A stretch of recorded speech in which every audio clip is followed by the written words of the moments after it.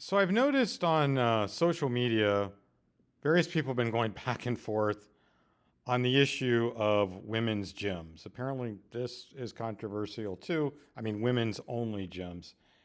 And being from the much saner previous century, one thing I dislike about this one is everything needs to be a big deal and controversial and so on. So let me give you some past perspective on that issue.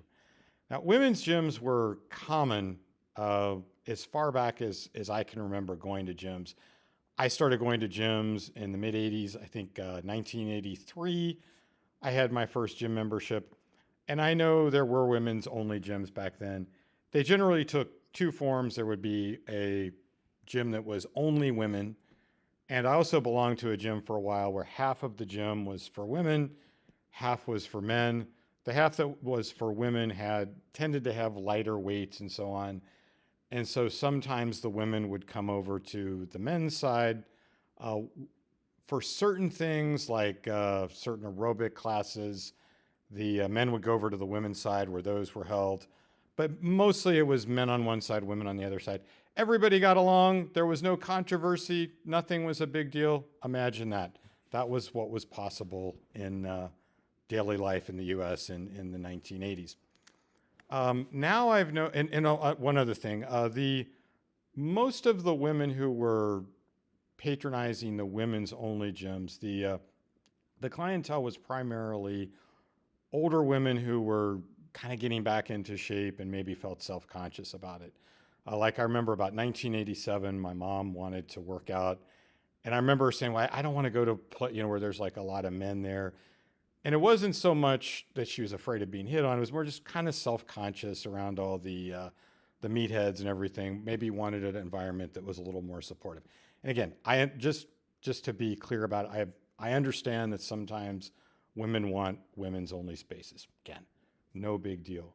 Now, I've noticed some men talking about the reverse discrimination issue on this on TikTok and so on. And I think that this arises from the fact that there's been this narrative out there that if a woman comes into a gym, that all these guys are just going to converge on her. And I've seen on TikTok these videos about the so-called, gym creepers and so on. And it's usually a breathless young thing talking in her car when she's just out of the gym. And I just had the most traumatic experience. This guy talked to me in the gym, or this guy looked at me at the gym, or something like that. And I'm just, I'm not going to put any of them up here. You can find them if you want to. They've been publicized. And like I said, I've been going to gyms since 1983. I think that's a pretty reasonable data set. I have yet to see a situation where an attractive woman comes into a gym and guys just converge on her en masse. I've never seen that. Not going to say that doesn't happen, but I've never seen it. And I've been paying attention of late, and what I mostly see is quite the opposite. I was in my gym just the other day, and there was a very attractive young woman in there doing her workout and everything. And the guys around her, and these were guys of different ages, from guys about 18 years old all the way up to guys my age and older. And you would have thought that this woman was kryptonite. I mean, they were like veering away from her, and it's like they were afraid of her. So it was very much the opposite. So I wonder how much of a pervasive issue, again, not to deny anybody's lived experience or anything, but again, I don't see this when I'm in gyms myself. Maybe I just live in a part of the country where that is not a problem. I don't know. But anyway, I think that because that narrative is out there, then you've got some guys on social media pushing back against, where again, if you go back to 1988, nobody cared. It wasn't controversial at all because there wasn't this other controversy. And that gives us a lesson about the constant drama that we see with things today. And that's why we can't have nice things, because one drama tends to beget another drama, and people get in a reactive state. And when you've got one group of people making accusations at another, well, then they're going to make counter accusations and so on. Back in the 80s, yeah, there was controversies at times, but in daily life, people were just a lot more laid back and chilled out a lot more.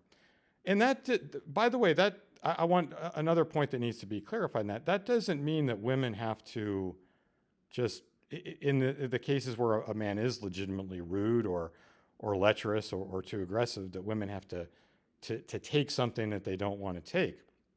But the way to get back at that is not by going on TikTok and engaging in a bunch of drama. A lot of women, particularly women of the younger generation, don't realize how much power that they have.